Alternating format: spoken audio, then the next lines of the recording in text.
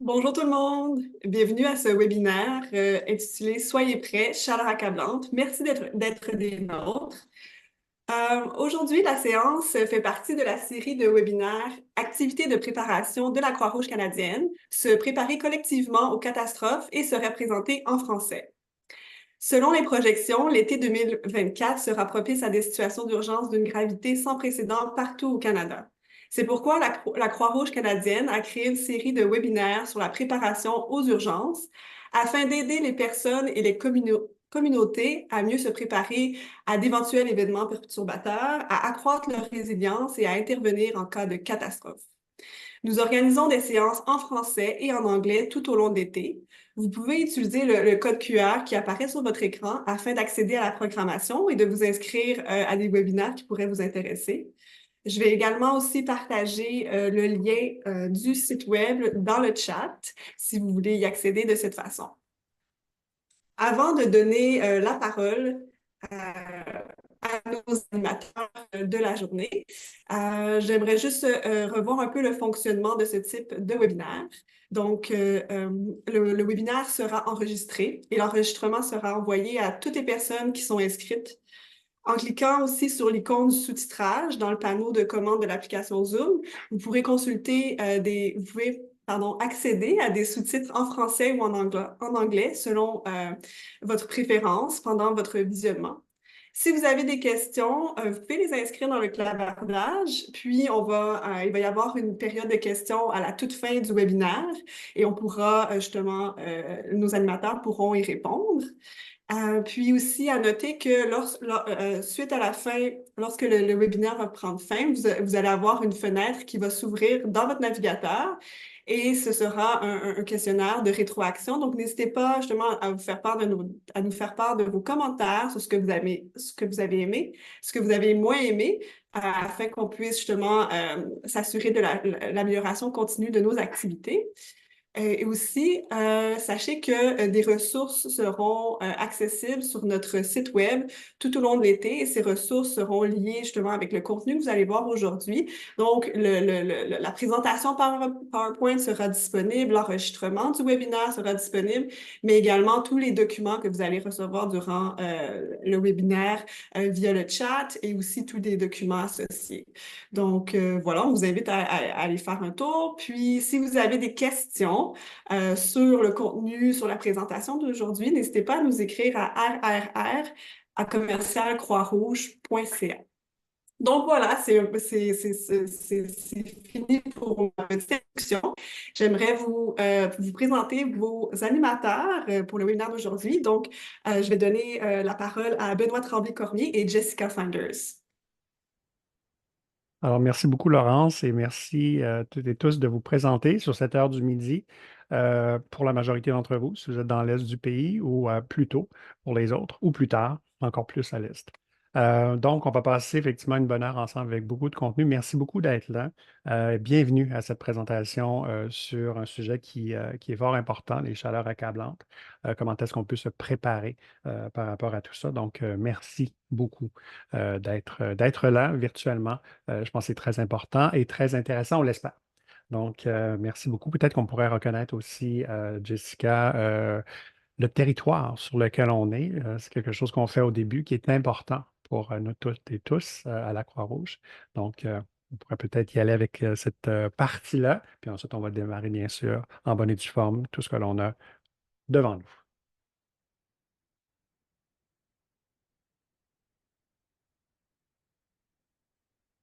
Alors, Jessica, peut-être que ton micro et ta caméra est ouverte. C'est un classique, Bon, le micro de oui. Zoom. Et Laurence envoie ta page de prompt. Oui. Super. Allons-y avec le territoire, un très beau territoire où est-ce qu'il fait chaud. Effectivement. Pardon. Oui. Bonjour tout le monde. Alors, moi, je vous rejoins aujourd'hui des territoires traditionnels et non cédés des nations Musqueam, Squamish et Tsleil-Waututh. Nous vous encourageons dans le chat de partager votre connaissance du territoire. On reconnaît ici à la Croix-Rouge, une grande partie de notre travail au Canada se fait sur les territoires traditionnels issus de traités ou les territoires non cédés qui abritent de nombreux peuples de Premières Nations, de Métis et des Inuits. Oui, effectivement. Et moi, dans mon cas, je suis sur le territoire algonquin, donc dans l'Outaouais, Anishinaabeg. Donc, ça fait partie effectivement de ce que l'on a. Et vous voyez à l'écran aussi, si jamais ça vous intéresse de savoir sur quel territoire vous êtes, nativeland.ca ou native-land.ca est un excellent site pour trouver cette information-là. Mais effectivement, on parle, mais on ne dit pas qui on est. Donc, oui, Benoît Tremblay-Cormier. Donc, je vais être votre co-facilitateur avec Jessica. Donc, moi, je suis facilitateur, je suis un bénévole, donc de la Croix-Rouge canadienne. Je facilite des formations pour les bénévoles, donc former les bénévoles qui vont travailler avec monsieur, madame, tout le monde sur le terrain. Je suis moi-même sur le terrain quand il y a des interventions d'urgence, donc l'équipe d'intervention d'urgence. Et la facilitation, ben, c'est aussi des formations comme celles qu'on donne aujourd'hui. Donc, pour être préparé à différentes situations d'urgence. Donc, ça fait partie des choses que moi, je fais. Puis aussi des formations, même au niveau des bénévoles corporatifs. En ce qui concerne donc, ma partie, c'est ça, je vais parler, mais Jessica est avec nous aussi, donc peut-être ce serait bien que tu te présentes, puis ensuite, on va avoir un petit exercice brise-glace. Oui, alors mon nom est Jessica Pinders. Je suis gestionnaire de projet dans l'équipe de réduction des risques de catastrophes et adaptation au changement climatique pour la Colombie-Britannique, ici avec la Croix-Rouge. Avant de devenir staff, j'étais bénévole comme Benoît et j'ai fait de la facilitation Be Ready et des déploiements lors de situations d'urgence. Effectivement, il fait chaud et il y a des déploiements dans votre coin.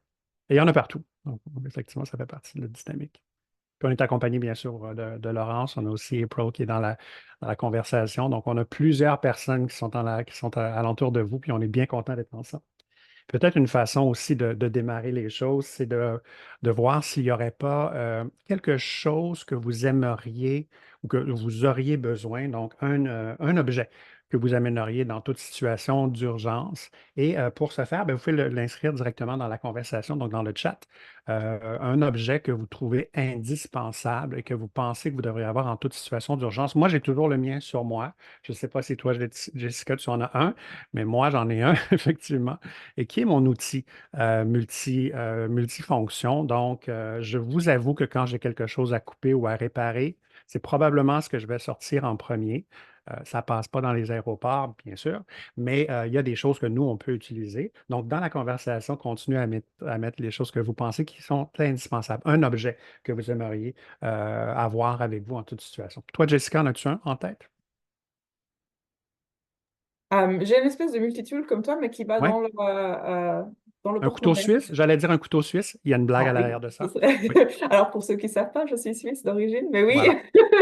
Mais oui, non, mais sous forme de carte de crédit qui rentre dans le Oui. porte-monnaie. C'en est un qui est très pratique, puis effectivement, je pense qu'il y en a un qui est rouge, donc une compagnie qu'on connaît. Mais il y a effectivement ce genre de choses-là qui sont pratiques. Dans les conversations, donc, on a plusieurs possibilités que l'on a. Bien sûr, de l'eau, c'est quelque chose que l'on a, c'est indispensable, ça fait partie de la survie. Merci, Laurence. Parce que ça fait partie des choses que l'on a là-dessus. Des fois, il y a certaines personnes qui vont amener quelque chose qui est personnel, donc quelque chose qui est important pour cette personne-là. Des fois, ça peut être un souvenir, mais d'autres fois, c'est très, très pratique. On a tendance à être de ce côté-là. Donc, merci beaucoup de participer à cet exercice-là, puis à continuer à penser à ça s'il y aurait quelque chose. Puis on va y revenir dans un instant aussi là-dessus. Donc, en ce qui concerne la présentation, donc de quoi on va parler aujourd'hui, c'est sûr qu'on va voir c'est quoi des chaleurs accablantes. C'est important pour nous de comprendre qu'est-ce que c'est. On va voir comment est-ce qu'on peut rester en santé durant ces épisodes-là de chaleur accablante. On va voir des actions pratiques que vous pouvez mettre en place, donc dans votre cas, pour réduire ces risques qui sont liés à ces chaleurs accablantes, qui vont se passer donc, malheureusement de plus en plus et comment donc se préparer par rapport aux chaleurs. Je vous dirais que c'est optionnel d'enlever vos vêtements. Donc, vous n'êtes pas obligé d'être en bedaine, comme on dit, ou s'il y a d'autres options que de se baigner. Ça fait partie effectivement des choses que l'on peut faire là-dessus. Une autre chose que j'aimerais vous dire, c'est que l'information qu'on va vous diffuser, vous donner est basée sur des recherches, sur différents documents, puis entre autres beaucoup d'informations du Centre Intact sur la préparation, l'adaptation au changement climatique, qui est de l'Université Waterloo. Donc, c'est un bon centre. On a beaucoup d'informations de la Croix-Rouge et d'autres sources, bien sûr, mais ce sur quoi on travaille, donc, c'est basé sur de la recherche. Peut-être avant de débuter, on pourrait voir aussi un peu plus à propos de la Croix-Rouge. Donc, si vous savez un peu plus ou connaissent un peu plus d'informations sur la Croix-Rouge. Donc, la Croix-Rouge, bien sûr, c'est une des plus grandes organisations humanitaires sur Terre, sinon la plus grande. Et on intervient beaucoup au Canada. Donc, nous, on est de la Croix-Rouge canadienne, bénévoles ou employés. Donc, les choses que l'on fait, c'est qu'à chaque jour, on a des interventions. On travaille, par exemple, avec 78 personnes par jour au Canada sont aidés par la Croix-Rouge d'une façon ou d'une autre. On a des situations d'urgence qui se passent à toutes les 3 heures. Très souvent, les situations d'urgence ne sont pas celles qui passent dans les nouvelles. C'est des situations d'urgence plus individuelles ou au niveau des familles. C'est souvent ce qui se passe, par exemple, un feu. Mais il y en a des plus grosses qui, bien sûr, passent dans les nouvelles, dans l'Ouest, dans l'Est. Donc, vous savez de quoi on parle, surtout alentour de feux ou de situations donc de problématiques qu'on peut avoir à grande échelle. On a 2500 et plus interventions par année. On a plus de 260 000 personnes qui sont évacuées par année au Canada. Donc, c'est quelque chose qui est très important, ce sur quoi nous, on travaille. Et ça fait partie de la dynamique. Donc, merci d'accepter d'être présent, puis aussi d'être là. Plusieurs d'entre vous sont probablement aussi des donateurs, très importants pour nous, donc pour appuyer la Croix-Rouge. Puis justement, ben, parlons changement climatique. Nous, on appuie ce qu'on fait sur pas simplement ce qui se passe au Canada, mais même ce qui se passe à l'extérieur. Donc, pour l'ensemble des Croix-Rouges, peut-être, Jessica, tu pourrais nous en parler un peu, ce qui se passe à l'extérieur, puis ce sur quoi nous, on se base pour tout ça. Oui, effectivement. Donc, avec le changement climatique et les chaleurs accablantes, les données nous indiquent une augmentation de la fréquence et de l'intensité des urgences et des catastrophes liées aux conditions météorologiques en général.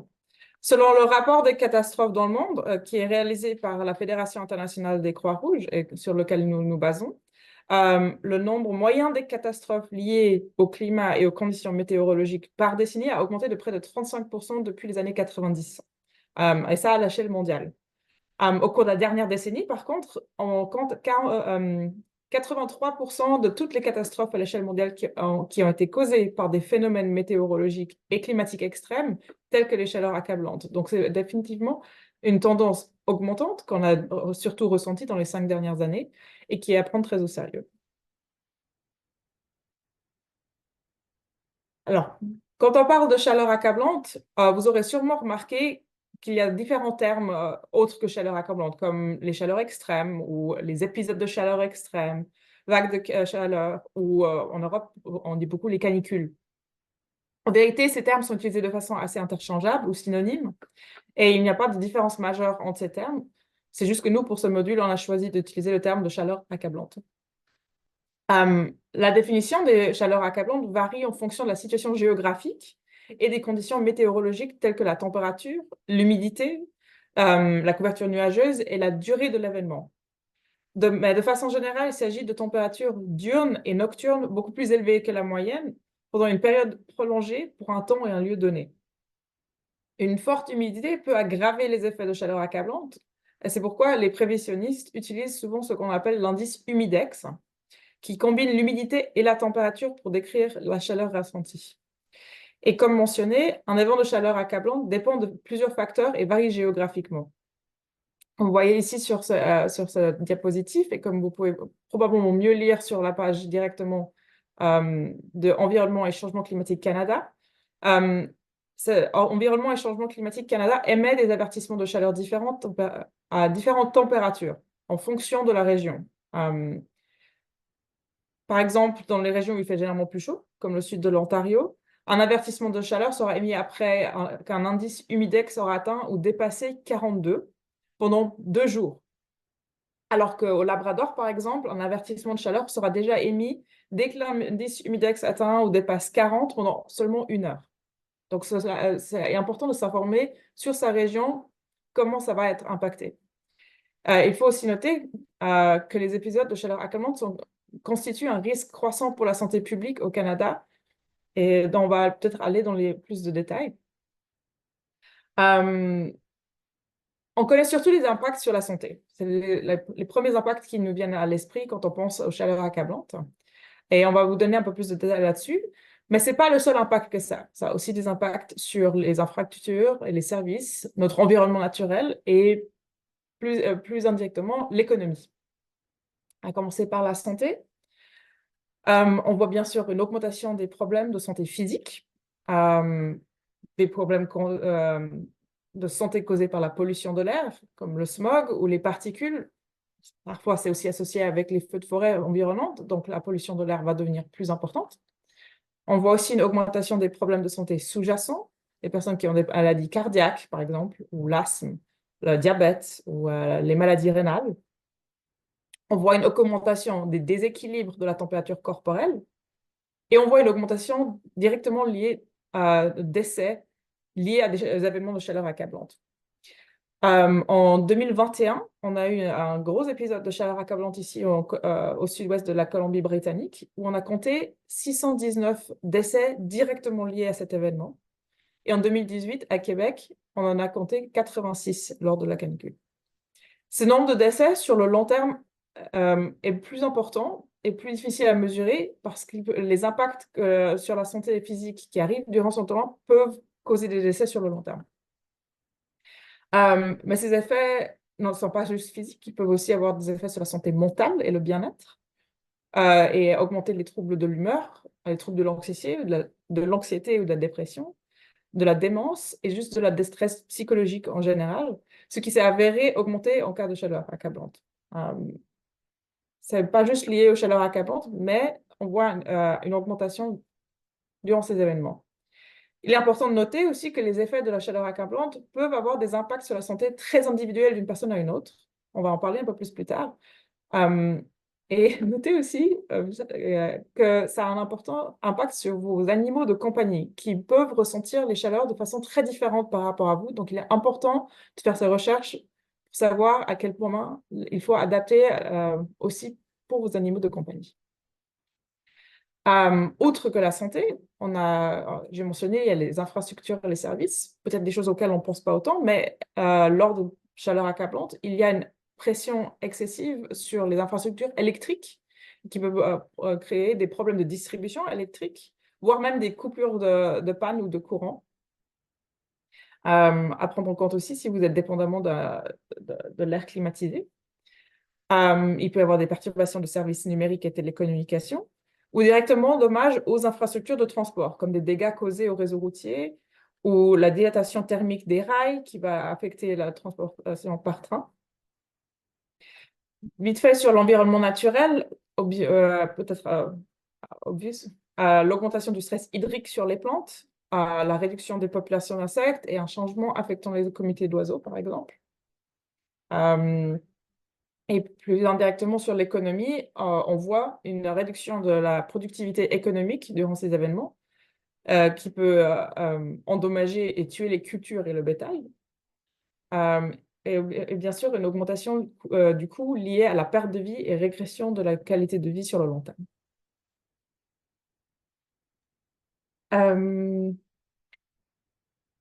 Oui, effectivement, c'est important de comprendre que les risques qui sont liés aux chaleurs accablantes touchent beaucoup de personnes.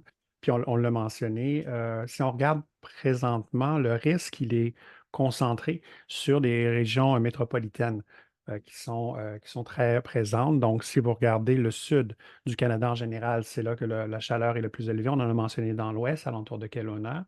On parle de 17 millions de Canadiens qui potentiellement pourraient être affectés. Et ça, c'est quelque chose qui arrive. Donc, plus on est proche de la frontière américaine, plus on est vers le sud, mais bien que quand même les gens de Saskatoon sont affectés, les gens de Winnipeg, c'est sûr et certain que tout ce qui a rapport avec l'Est ou l'Ontario et le Québec, alentour de la vallée du Saint-Laurent, c'est très, très présent parce que les populations sont plus urbaines dans cette région-là. Donc, ça fait partie de la dynamique. Donc, Montréal, Saint-Jean-Richelieu, Salaberry, des régions, si vous connaissez le coin à lequel on ne pensait pas nécessairement. Donc, c'est proche de Montréal, mais ce sont des villes qui sont présentes. Même chose pour Niagara Falls ou Hamilton, Brantford aussi, Chatham-Leamington. Donc, on a Windsor, bien sûr, on pense à Toronto, c'est classique, de London aussi. Windsor est quand même assez gros. Donc, ce sont des régions métropolitaines dans lesquelles il y a plus de chaleur extrême. Donc, ça fait partie des choses que l'on voit. Et ces centres urbains-là sont affectés beaucoup en prenant pour acquis que peu importe où est-ce que l'on est, il y a de la chaleur, mais dans les régions urbaines, elle est encore plus présente parce qu'elle se fait ressentir à cause de l'endroit où est-ce que l'on est, le fait qu'il y ait du béton et tout ça, c'est très important. Et ça, comme je le mentionnais, cette étude-là provient de l'Université de Waterloo. Ce qui est important de voir, c'est que les personnes qui sont à risque dans ces situations-là sont donc affectées. Il y a plus de risques par rapport à certains types de populations dont vous pouvez faire même vous-même partie.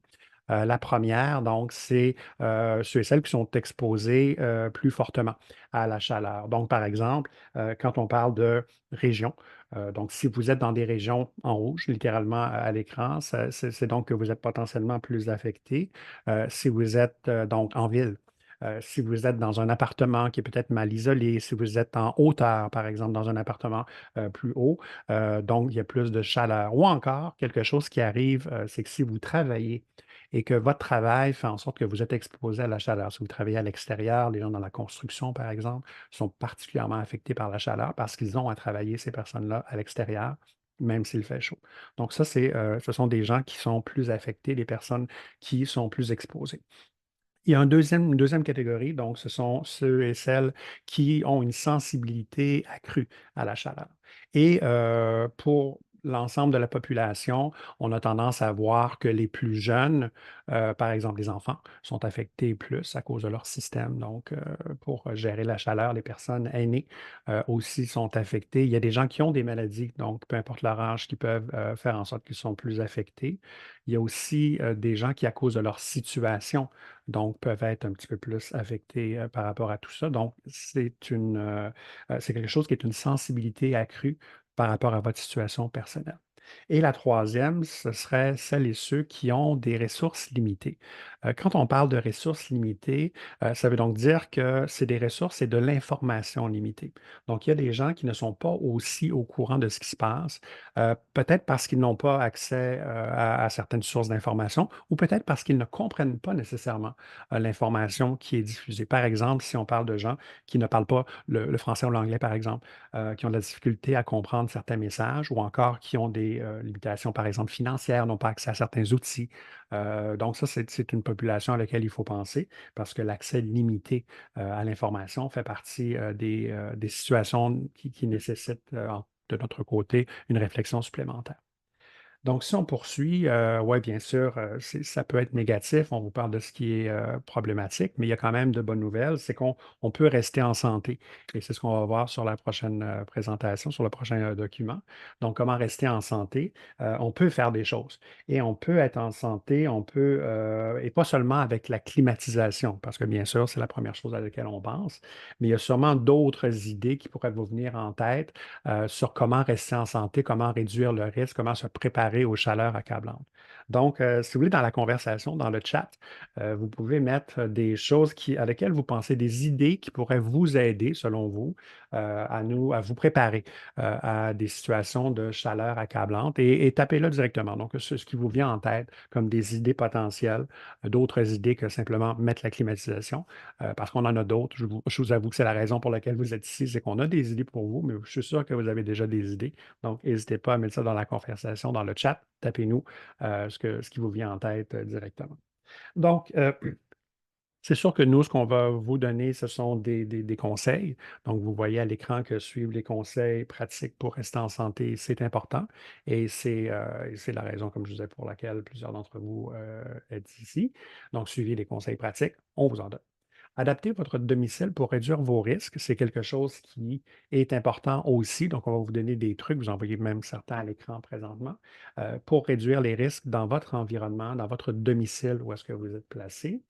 Et en général, ce serait de penser, comme on le mentionnait, de préparer l'ensemble de votre ménage en vue de la chaleur. Donc, et peut-être un lien avec ce que Jessica mentionnait plus tôt, dans votre ménage, il y a peut-être des animaux. Donc, il y a une logique, c'est qu'on a une situation qui est particulière. Donc, de préparer l'ensemble des gens avec qui vous vivez, ou même des gens qui sont à l'extérieur de l'endroit où vous vivez, l'ensemble de votre domicile pour préparer ces situations-là. Et on en a plusieurs, donc, de ces trucs-là. Mais pour rester en santé, peut-être Jessica pourrait nous donner un peu plus d'informations sur des conseils en général qui ont rapport avec l'aspect santé des chaleurs accablantes. Oui, merci Benoît. Alors oui, effectivement, pour rester en santé, on a 3 conseils généraux, comme illustré ici. Le premier conseil étant déjà de reconnaître les signes et symptômes du malaise dû à la chaleur. On a 2 gros risques liés à la chaleur. L'un est l'épuisement par la chaleur et l'autre est le coup de chaleur. Les signes et les symptômes pour l'épuisement de chaleur sont comme illustré ici. Mal de tête, étourdissement ou même évanouissement, température de corps élevée, transpiration abondante, nausées, vomissements, peau chaude et humide. Vous verrez, ça c'est la grande différence avec le coup de chaleur. Si vous ressentez ces symptômes-là, il est important de vite se mettre au frais et de bien s'hydrater. Pour les coups de chaleur, ce serait le mal de tête plus sévère, voire même confusion ou manque de coordination. La température de corps aussi très élevée. Par contre, il n'y a pas de transpiration. On peut devenir inconscient aussi. Et surtout, la peau est très sèche, rouge et chaude. C'est-à-dire que le corps n'est plus capable de se réguler à cet instant-là. Et ça, c'est une urgence médicale. À ce moment-là, oui, mettre au frais le plus vite possible, mais il faut appeler le 911. Ça, c'est quelque chose de très important. Il faut appeler le 911 quand vous avez des symptômes de coup de chaleur. Et rafraîchissez et hydratez la personne comme vous pouvez en attendant que les urgences arrivent. Votre deuxième conseil, on va y aller, l'hydratation, bien sûr, très important, et préférablement de l'eau. Il faut boire beaucoup de boissons fraîches, même si on n'a pas soif, même si on n'a pas l'impression d'avoir soif, il faut boire un peu plus qu'à l'habitude et s'assurer que les enfants et les personnes aînées s'hydratent bien aussi. Éviter la caféine et l'alcool qui peuvent accentuer ou créer la déshydratation et nuire à la régulation de la température corporelle ou à la perception de la température corporelle. Et finalement, le troisième conseil, bien sûr, restez au frais. Ne vous exposez pas durant les chaleurs accablantes à des endroits qui sont excessivement chauds en plus de ça. Alors, il y a plusieurs choses à faire pour rester au frais. Ça commence par adapter ses vêtements, porter quelque chose de plus ample, de couleur pâle et fabriqué par des tissus qui laissent l'aération passer plus facilement. Adapter vos habitudes, prenez des douches et des bains frais pour vous rafraîchir. Mais aussi éviter d'aller faire votre jogging à midi quand les chaleurs sont plus grandes. Adaptez vos activités extérieures intenses ou choisissez peut-être d'aller dans les endroits frais à la place de les faire en extérieur pendant ces périodes-là, ou au moins à l'ombre ou proche de l'eau. Ne laissez jamais des enfants ou des animaux de compagnie seuls dans un véhicule stationné. Ça paraît évident, mais ça arrive tout le temps, malheureusement. Et de façon générale, ne pas les laisser non supervisés dans ces chaleurs accablantes. Soyez sûr qu'ils sont bien hydratés et restent au frais. Si vous le pouvez et que c'est nécessaire, trouvez un endroit frais pour y passer du temps en dehors de chez vous, comme à l'ombre d'un arbre ou les centres aquatiques, les endroits climatisés comme les centres commerciaux. On va y revenir un petit peu. Et je vais noter ici aussi que se déplacer durant les chaleurs accablantes peut vous exposer davantage aux chaleurs. Donc, c'est quelque chose à planifier en avance pour éviter de se mettre plus à risque que nécessaire. Donc, ce qui va nous amener au détail, comment est-ce qu'on peut adapter son environnement aux chaleurs accablantes en prévention de ces événements-là. On a 6 conseils à vous donner là-dessus, certains que vous avez certainement déjà appliqués chez vous. Le premier, aidez vos voisins, vos proches, les personnes à risque à se préparer et prenez des nouvelles durant les épisodes aussi. Souvent, les personnes peuvent sous-estimer leurs risques durant les chaleurs accablantes. Donc, si vous êtes au courant qu'une annonce a été faite, restez en contact, ouvrez le dialogue là-dessus. Bien que les risques de malaise liés à la chaleur, notamment à l'épuisement de chaleur et le coup de chaleur, sont plus élevés chez les populations à risque, tout le monde peut avoir ces épisodes-là. C'est juste parce qu'on ne rentre pas dans certaines catégories, ne veut pas dire qu'il faut faire moins attention. Et la majorité des malaises et des décès liés à la chaleur peuvent être évités en s'informant et en adoptant des mesures adéquates en avance. Donc, n'hésitez pas à discuter de ces risques liés aux chaleurs accablantes avec vos voisins, vos amis ou vos proches et à les aider pour éviter ces malaises et des décès liés à la chaleur. Le deuxième conseil qu'on a pour vous, c'est inscrivez-vous pour recevoir des alertes de chaleur sur votre téléphone. Il y a plusieurs méthodes pour rester informé, notamment Météo Canada ou Environnement et Changement Climatique Canada, qui émet périodiquement des avertissements de chaleur, comme le lien qu'on vous a montré précédemment. il y a plein d'autres applications qui vont faire ces alertes, notamment Google Maps parfois va vous donner des alertes sur ces événements-là. Le troisième conseil qu'on a, c'est apprendre comment ventiler son chez-soi. Alors, bien sûr, ouvrir les fenêtres aide à ventiler, mais il y a différentes manières d'accentuer cette ventilation chez vous, qui ont deux termes, en fait, la ventilation naturelle par effet de cheminée et la ventilation transversale. Celle par effet de cheminée, est créée en laissant de l'air frais entrer dans un bâtiment par la base ou par son côté, surtout du côté nord, ce qui va pousser l'air chaud vers le haut du bâtiment et amener l'exfiltration d'air chaud vers l'extérieur. Cette méthode est très souvent efficace la nuit parce que les températures sont plus fraîches la nuit et la température interne de votre environnement risque d'être plus chaude encore de la journée précédente.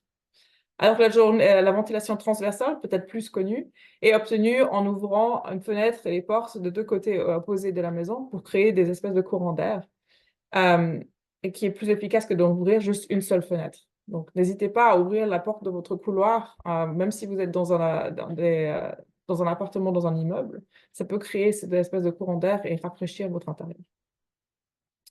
Bien sûr, accéder au refroidissement mécanique. Ici, sur la diapositive, il y a une carte qui indique les lieux publics climatisés, les points de rafraîchissement spécifiques à Montréal, qui sont disponibles sur le site web de la ville de Montréal. Prenez des dispositifs pour visiter un espace de rafraîchissement public. Donc, on a mentionné les centres commerciaux, les bibliothèques, les cinémas, il y a plein d'endroits maintenant qui sont climatisés, surtout ici au Canada. Mais planifiez à l'avance votre mode de déplacement et, si nécessaire, l'assistance au déplacement pour ne pas aggraver votre exposition aux chaleurs pendant ces moments-là. Tout le monde n'a pas accès à une voiture climatisée.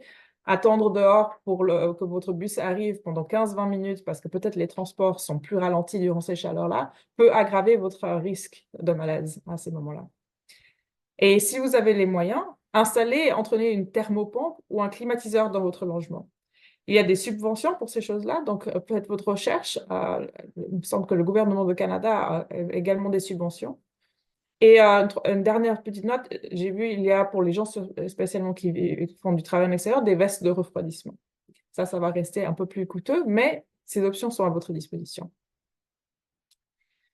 Et finalement, notre cinquième conseil, c'est installer des stores, des rideaux résistants à la chaleur ou des films parasoleils sur les fenêtres à l'intérieur de l'habitation ou à l'extérieur, qui vont avoir des effets un peu différents, tout aussi importants. Apporter de l'ombre aux fenêtres est une action qui est significative, qui va vraiment réduire les chaleurs, spécialement si vos fenêtres sont face sud ou ouest, ou même à est si le matin peut être très chaud aussi. Il est possible d'ajouter des protections solaires à l'intérieur et à l'extérieur des fenêtres. Donc, par exemple, à l'intérieur, vous avez les rideaux. À l'extérieur, vous aurez les volets extérieurs ou les auvents. Et l'avantage de l'ombrage extérieur, c'est que ça réduit l'énergie solaire avant qu'elle traverse les fenêtres. Alors, donc, la protection grâce aux volets et aux auvents à l'extérieur de vos fenêtres peut être environ 5 fois supérieure à celle des environnements intérieurs. Ça vient bien en parallèle avec ouvrir les fenêtres et faire la ventilation. Ensuite, conseil numéro 6 qu'on a, c'est améliorer l'isolation et l'étanchéité de la maison en installant par exemple des coupes froids afin de maintenir l'air frais à l'intérieur et l'air chaud à l'extérieur. Alors ça peut être peut-être en opposition avec la ventilation, donc c'est très important de savoir quelle est votre situation spécifique, si vous avez davantage d'air frais en faisant de la ventilation ou en isolant votre maison durant ces périodes. Donc voici, ça c'est les 6 actions pratiques que nous pouvons vous suggérer de mettre en place. Et si vous souhaitez aller plus loin dans votre réduction des risques, nous vous conseillons de consulter le document de référence du Centre Intact sur l'adaptation au climat, qui présente plusieurs autres façons d'adapter sa demeure aux chaleurs accablantes. On va vous mettre le lien dans le chat ici. Oui, effectivement, beaucoup d'informations. Puis pour faire un lien avec ce que tu viens de mentionner aussi, l'information qui est visuelle. Donc, des fois, c'est des trucs qui sont plus faciles à consulter. Donc, n'hésitez pas, il y a beaucoup de bonnes informations que vous allez recevoir, qui sont sur différents sites et bien sûr dans le chat. Puis effectivement, donc une fois qu'on a regardé tout ce qui se passe avec ces 6 conseils-là, on sait qu'est-ce qui se passe, on connaît la situation. Maintenant, on est en mode préparation. Et je vous avoue que cette préparation-là, ou ce que vous voyez présentement à l'écran, les 4 grandes étapes de notre préparation en général, ça s'applique à tout type de situation. Bien sûr, on parle présentement de chaleur accablante, mais les 4 étapes de base pourraient s'appliquer à n'importe quelle situation d'urgence. Donc, en passant, c'est toujours les mêmes 4, donc ça tient pour toutes les situations. La première, c'est de connaître les risques. Donc, on va revenir en général sur comment est-ce qu'on doit connaître les risques qui s'appliquent par rapport aux chaleurs accablantes. Dans un deuxième temps, d'élaborer un plan. Donc, de faire en sorte qu'on ait un plan si jamais cette situation-là arrive. La troisième partie, on va vous parler des trousses. Comment est-ce qu'on peut assembler une trousse qui va vous permettre de passer à travers une étape de 3 jours. Donc, c'est ce qu'on recommande en général. On va revenir là-dessus dans un instant. Et finalement, de bâtir un réseau. Donc, de connecter avec des gens qui sont alentour de vous pour augmenter votre résilience, c'est notre objectif. Donc, si on débute avec le premier, donc de comment se préparer aux chaleurs avec la connaissance. Donc, on vous a mentionné beaucoup de sites d'information ou d'endroits que vous pouvez utiliser, mais c'est très important de considérer qu'il y a des sites web qui sont des fois communautaires ou des médias sociaux. Donc, les médias sociaux traditionnels, vos réseaux, mais aussi les médias, donc pas comme la radio qui fonctionne, la télévision. Donc, ce sont des sources d'informations qui sont très utiles. Les alertes météorologiques, on l'a mentionné il y a un instant, c'est très, très important d'avoir l'application et dans certains cas, vos applications sur le téléphone vont vous demander, voulez-vous recevoir les alertes? C'est important de le faire parce que vous vous déplacez avec votre téléphone. Donc, peut-être que vous êtes dans une autre ville et que vous n'êtes pas familier avec le fonctionnement de cette ville-là, mais votre téléphone va vous dire qu'est-ce qui se passe, où est-ce que vous êtes. Donc, important à considérer ça. Donc, ces alertes-là météorologiques sont importantes. Le gouvernement du Canada ou les gouvernements des provinces aussi donnent de l'information là-dessus. Donc, c'est une excellente source d'information. Les agences de santé publique du Canada ou les départements des santé publiques de différentes régions dans lesquelles vous vous trouvez sont encore une fois de très, très bonnes sources avec préparez-vous.gc.ca, avec météo.gc.ca en ce qui concerne la météo. Météo Média, donc c'est une compagnie commerciale, mais très utile. Je vous avoue que moi, je regarde continuellement qu'est-ce qui se passe au niveau de la température, ou encore une fois, santé publique que vous voyez là-dessus. Tous ces liens-là, vous allez pouvoir y avoir accès dans un autre temps. Donc, n'oubliez pas, cliquez sur l'option alerte pour être sûr et certain que vous receviez ces messages une fois que vous avez trouvé l'information. Donc, vous avez une meilleure connaissance de la situation dans laquelle vous êtes. Et là, l'étape suivante, c'est de bâtir un plan, donc d'élaborer un plan. On va vous donner donc des documents pour préparer tout ça. Mais les plans sont basés sur votre propre situation. Et les grandes sections dans un plan d'urgence, encore une fois, qui s'appliquent à n'importe quel type d'urgence, il y a une première donc, partie qui a rapport avec les documents, les renseignements qui sont importants. Donc, de rentrer cette information-là sur papier, donc ou PDF, c'est le document PDF aussi, mais de le mettre dans un endroit spécifique parce que peut-être que vous l'avez quelque part, mais quand il est dans le plan, c'est plus facile de faire référence si vous l'avez écrit quelque part.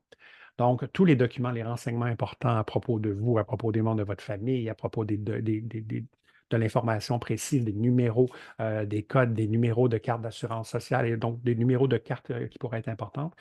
Donc, ce sont des documents que l'on met dans le plan. Dans un deuxième temps, un point de rassemblement.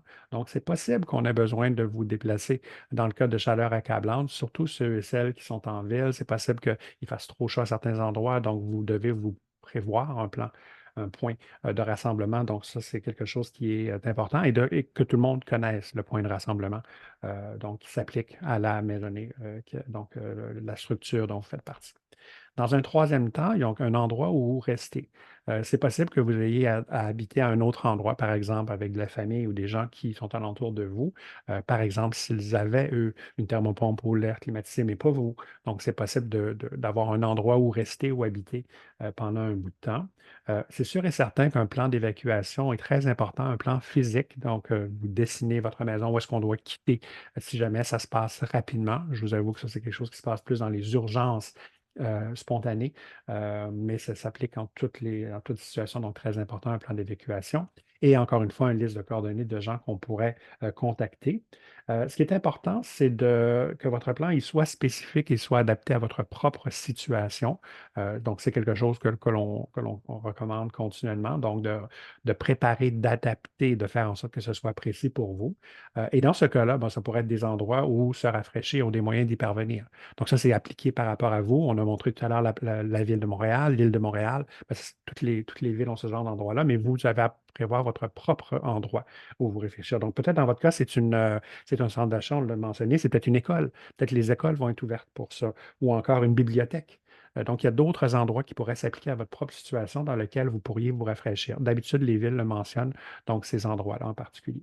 Et on l'a mentionné avec la structure, donc les pannes d'électricité arrivent quand il fait chaud parce qu'il y a une forte demande d'électricité à cause des climatiseurs, à cause des endroits qui sont climatisés. Donc, si vous perdez l'électricité, ben là, vous êtes dans une deuxième urgence et il fait chaud et vous n'avez pas d'électricité. Donc, il faut aussi penser à cette situation-là dans votre plan. Et une fois que vous avez pensé, par exemple, au transport, comment se rendre à un endroit, là, on peut bâtir ça dans le plan. La troisième étape, à ce moment-là, c'est d'assembler une trousse qui serait cette trousse-là adaptée par rapport à votre situation, encore une fois. Quand on parle d'une trousse, donc d'assembler ces trousses-là, c'est sûr qu'on a de l'eau, on l'a mentionné plus tôt dans les choses qui sont importantes. On recommande toujours d'avoir 2 litres d'eau par personne par jour, d'avoir plein de choses comme une radio, un chargeur, un téléphone, de l'argent, de la nourriture, bien sûr d'avoir aussi quelque chose pour traiter en cas de premiers soins. Mais quand on parle de chaleur accablante, on a besoin d'augmenter certaines choses ou de rajouter quelque chose qui ne serait pas inclus dans un kit habituel. Donc, par exemple, de l'eau en plus. Étant donné qu'il fait très chaud, on a besoin d'encore plus d'eau, donc plus que 2 litres par jour par personne. Quelque chose aussi qui est potentiellement controversé, on parle de boissons ou de comprimés contenant des électrolytes. Donc, quand on parle d'électrolytes, on parle donc de sel qu'on rajoute dans des boissons. Et ça, c'est quelque chose qui est à penser. Ah, on est en photo. Je vois la caméra, je vois le téléphone. Ah, oui, je suis en photo officiellement. Donc, inside joke pour ceux et celles qui ont vu le téléphone blanc monter et redescendre. Donc, je t'ai eu, Jessica. Si on continue. Pardon. Oui, oui, c'est officiel. Donc, si on revient là-dessus, pour les boissons, les comprimés, les électrolytes, donc, ce n'est pas à prendre avant, d'accord? Donc, c'est quelque chose qu'on peut prendre, et on a parlé tout à l'heure de l'aspect santé. C'est quelque chose qu'on ne devrait pas prendre tous les jours, là. C'est vraiment dans une situation extrême, puis on aurait tendance à vous dire de parler à votre médecin. Donc, de voir cette situation-là, c'est vraiment en situation extrême. Ce n'est pas préparatif, c'est si vous êtes dans la situation qu'on a mentionnée. On a mentionné l'épuisement et le coup de chaleur. C'est sûr que c'est quand on est dans ces eaux-là qu'on a besoin de ces électrolytes-là qui font en sorte que vous gardez votre propre liquide à l'intérieur. Super. Donc, en ce qui concerne notre fonctionnement pour le kit, on a aussi des sachets réfrigérants instantanés. C'est quelque chose à lequel on ne pense peut-être pas tout le monde tout le temps, mais il existe des sachets qu'on trouve d'ailleurs dans les pharmacies ou dans les grandes surfaces, qu'on utilise d'habitude pour ceux et celles qui font du sport. Vous avez peut-être déjà eu à vous en servir. Votre entraîneur casse ça, met ça sur la blessure. Donc, c'est ce genre de choses-là qui pourrait vous aider parce qu'effectivement, ça refroidit. On peut s'en servir. Donc, c'est disponible dans les pharmacies, dans les grandes surfaces. Pas tellement cher, mais c'est quelque chose à rajouter. Il faut y penser parce qu'on cherche à avoir quelque chose qui est frais. En ce qui concerne la crème solaire, la lotion après soleil et le chapeau, ben, c'est sûr que ce sont des choses qui sont associées à la chaleur. Donc, non seulement il fait chaud, mais donc il y a du soleil, et il y a du soleil, donc potentiellement des brûlures. Donc, c'était quelque chose à penser en particulier. Le chapeau couvre non seulement des brûlures, mais effectivement refroidit la tête. Donc, c'est pour ça qu'on porte des chapeaux l'été. Donc, quelque chose à penser et à rajouter. Et il y a beaucoup d'autres documents donc, pour vous préparer. Et finalement, la prochaine étape, c'est de se bâtir un réseau, de travailler alentour de son réseau. Et ça, c'est quelque chose, si vous avez déjà vu des présentations dans le passé, dans les dernières années, à propos de comment est-ce que nous sommes là. Bonjour Esther. Donc, je voyais un commentaire d'Esther. Donc, si on a connaissance de ce qui se passe et on a un plan et on a un kit, la partie c'est qu'on doit avoir des êtres humains, des gens alentour de nous qui pourraient nous aider dans cette situation-là. Donc, on parle de bâtir un réseau. Et c'est quelque chose qui n'est peut-être pas naturel pour certaines d'entre vous, mais de faire connaissance avec votre voisinage peut vous aider à vous préparer parce que tout le monde se connaît et peut s'aider mutuellement. Donc, il y a des organisations communautaires, locales, qui peuvent aider en étant membre de d'une organisation de votre choix. Ben, vous avez déjà un réseau, tout le monde se parle dans le réseau. Quand il y a quelque chose, vous avez une source supplémentaire d'aide. Pardon.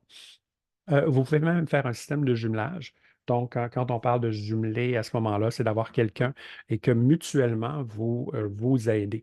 Donc, vous pouvez, par exemple, si vous êtes avec une voisine, votre voisin, bien, vous pouvez mutuellement vous surveiller. Si vous avez une amie dans la même ville ou un collègue, vous pouvez dire, ben, on se garde au courant. Et là, ça devient à ce moment-là un système de jumelage qui peut vous aider. Et je vous avoue qu'on est dans un monde dans lequel c'est peut-être pas naturel de parler à ses voisins.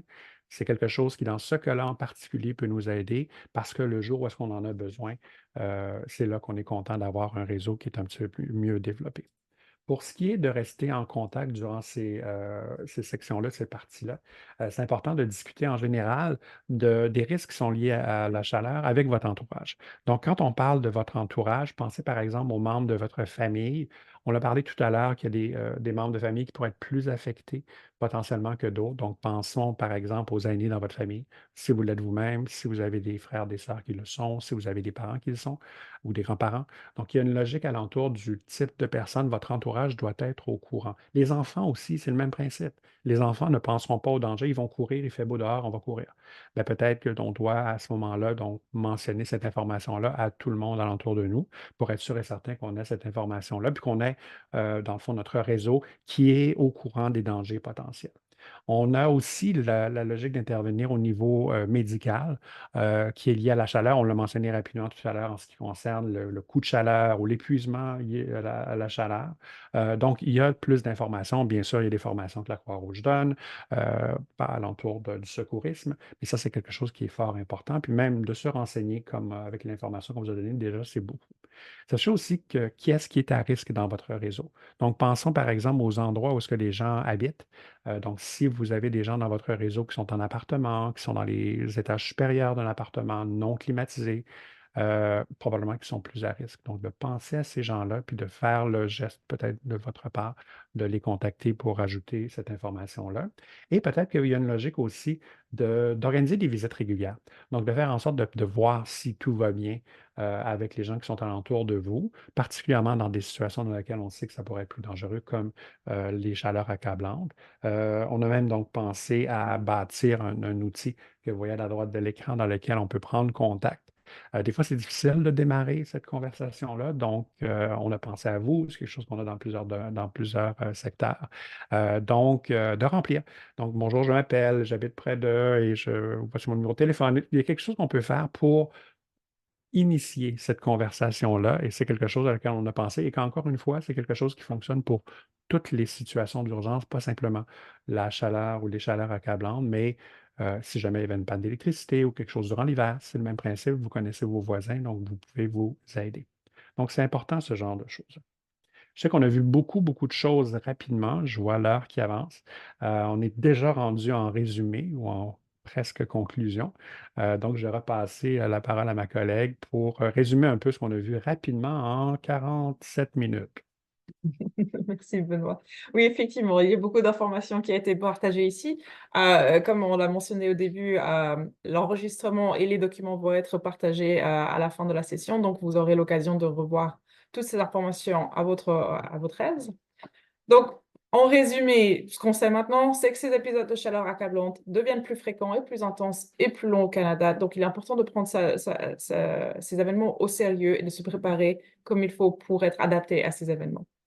Ils ont un impact significatif sur la santé et font de plus en plus de victimes.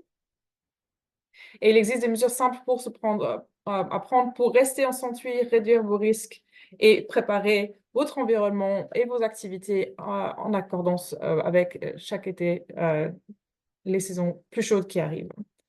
Donc, l'important ici, c'est d'agir de manière proactive et continue. Ce qui nous mène vers la fin de notre session. Donc, ici, de nouveau, vous avez les QR codes. Est-ce que c'était pour toi, ça, Laurence, de nous faire partager? Non? Donc, voilà, des QR codes ici que vous pouvez photographier avec votre téléphone, comme je l'ai très bien démontré précédemment, Oui, euh, c'est pour pour ça. C'était ouvrir, 100% pour ça. voilà, pour ouvrir les C'était pas liens. pour la famille.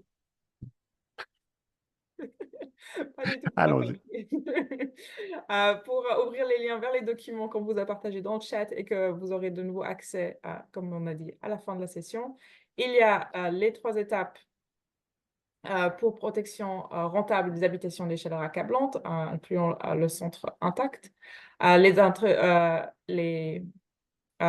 fiche de renseignement, comment se demeurer en santé durant les chaleurs, et les chaleurs accablantes plus en détail de la Croix-Rouge, hein, pour ceux qui sont plus du côté visible.